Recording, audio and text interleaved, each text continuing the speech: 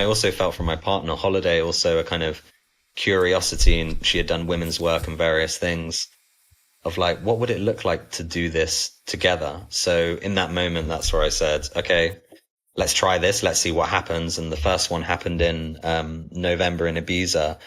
And yeah, it was amazing and powerful. And then we've done a bigger one recently in Yorkshire with about 60 people. And the thing for me that I've realized is that men's work and women's work both definitely have their place. But there is something divine and beautiful and powerful about unity. And the big takeaway in fact, a moment that I learned the most I've ever learned about women is I went to CIP, Michael Maisie's organization, to do a mixed workshop. I thought, okay, let me get some experience with this. And we were doing a emotional release exercise, primal recalibration. And a woman, maybe in her late 50s, early 60s, picked me straight away. So she picked me and said, come in. And she released the emotions that she was releasing. And in that 30 seconds, I learned more about women than I have in my entire life in any other situation. What did you learn? I really felt the pain of the feminine, the pain of women. There was like a frequency. It was almost like an upload in my body. It was like, oh, all those times that I've been an asshole to women, or that I've not shown up for a partner, or that I haven't given my mum the recognition that she deserves, or I've not been as present with my daughter, or whatever it is. You know, I just kind of felt this frequency of that and understanding. It was a moment where I understood what my responsibility is as a man in relationship with women. You know, so it was a real profound moment. Would you say it's a type of remembrance? It's a remembrance. It's like, yeah. I mean, there's many things to remember as remembrance is upon us, like as we're coming together as men and women. And just so you know, or just so those listening know, like, you are tapped into it. Sacred Sons is tapped into it. Other communities are all tapping into the frequency of sacred union, or what we are 100%. Calling this remembrance. And I think even the languaging is shared. You know, Michael and I also talked about remembrance as just as like all of the visions that come through. It's like there are these collective visions now. I feel that, right? As the visions come through, I just want to say this, because there's still those who are like really hesitant. And so I really appreciate like that depth of like the wisdom that came through. Did you learn anything about how we have to take care when we're brothers and sisters in the container? How we have to like walk at an even greater standard of our capacity? Yeah. So for me, one of the things that I really realized is in my life, often with the women I'm closest to, my partner, my mother, you know, other women that I'm very close to, because I'm so close with them, and sometimes there can be friction and there can be challenges. There's part of me that actually forgets some of their humanity, and I want to own that. You know, it's kind of like they are a human, they're a woman, and also they're so close to me that almost they're so close that I can't see everything. It's a weird sort of paradigm. And when I started doing this work as well with women and in mixed groups, and I saw a woman, or took a woman through a big process, it reminded me, I saw Holiday in her. I saw my mum in her. I saw my daughter in her. So really it is the remembrance of honoring each other and respecting each other, and as women, as men. And I know that many women who have come to human work have shared exactly the same thing. I feel that the other piece is that this work, and I saw this leaving the last human work, really restores women's faith in men. That's what I experienced. So many women at the end of the weekend saying, wow, we had these agreements, we came and did this, we've done this deep work, there's been consent, there's been boundaries, there's been respect. And that weekend, you know, for women who have maybe spent a lifetime feeling abused by men, feeling oppressed by men, came out of that weekend with some belief that when we come together and we do this, that men can show up for them, you know, and the other way around for men as well. It absolutely goes both ways. And it's a complete paradigm shift to what we see as the main narrative in the world often, or in the media and other things that I observe. So for me, it's the new narrative that needs to be brought forward. That, yeah, with agreements, with respect, with boundaries, with trust, that work with men and women together can be done in an amazing way. Yeah. And it's the time for that unity, you know, it's being called in.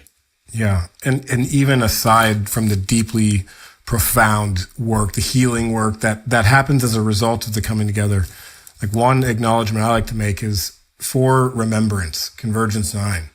We're inviting in 500 humans to be together and for women to come into our community, a group of men who have been dancing this dance for years, a group of men who genuinely love each other, who know each other, and who hold our agreements together. Just being in that community in that way is a healing experience. As soon as just walking through and knowing that that's happening, it's so simple, but yet so powerful. And my invitation is, I really see now, having experienced it and done a few events, there is just so much gold for women and men coming together in this way, and just trusting. A lot of things can come up. Do you know how many women I have calls with before they come to human work about concerns they have, Yes. things that might have come up or not quite sure, or how can they trust it? Who are the facilitators? Who are the facilitators? Who's going to be there? More of the facilitators are men, because naturally I have a men's work community, and when I pulled in people, I did pull in the women from my community, but also I pulled in men. Who are the men? How's this going to work? And every woman that I've had that conversation with and then has trusted that process, it's just, again, the gold that's come up for them and the healing. I feel I'll be out there in Washington, Seattle, and that's as well. That's where I wanted to go with this too. It's like, yes, in the direction of the masculine and feminine. Those are these two directions that we're offering, and then we get to take this loving community, this like heart-led thing that we're cultivating, and we get to point it into the direction of the children and the elders, right? So the men and the women coming together in unity, and then we bring the elders, the babies, the mothers, and that is the center of our community. And so we're doing this step by step, and I think we're on time. That's my suspicion here. And we're not going too much too fast. I really believe the men and women have to come together so that we can do the healing work required for us to then be able to tend to the elders, tend to the mamas, tend to the babies, and then tend to the processes of birth and death. I think these are the pillars of the human experience in terms of human work. These are the two ceremonies, our entrance and our exit, our opening and our closing, that are the most vital for us as humanity to take our power and command back over. Birth is having peaceful, guided births into this realm is very important. And for us to take care of our elders and those who are on their way out, I think societally it's become discarded. And so the question is like, what has happened to men? This is where Sacred Sons comes in. What has happened to men that we have allowed our society to push our elders to the sidelines, to treat our children as commodity in an industrialized birth system? And like, yes, listen, I get it. There's safety and there's all of the things, but then there's our humanity. We've got stuck in our heads and not in our hearts. And I think that as time's gone on, the fears that come up, or the fears that often society and the media projects and various things like this, have meant that we've stepped back from our responsibility. In fact, the big word that came through for me when I was sitting and I was thinking, okay, I'm going to speak with Adam this evening, was responsibility. As men, we've forgotten our responsibility, and our responsibility is to tend to the women, to tend to the children, to be the mountain, to create the environment that allows them to thrive and to feel safe. And I'm not saying that from a place of misogyny or being too traditional, or that we can't be progressive in some ways. But ultimately, my belief is that we have a role to play and we have a responsibility. And we've forgotten what that responsibility is because we've got too stuck in our heads and consumed by other things. So for me, it's come back to your heart.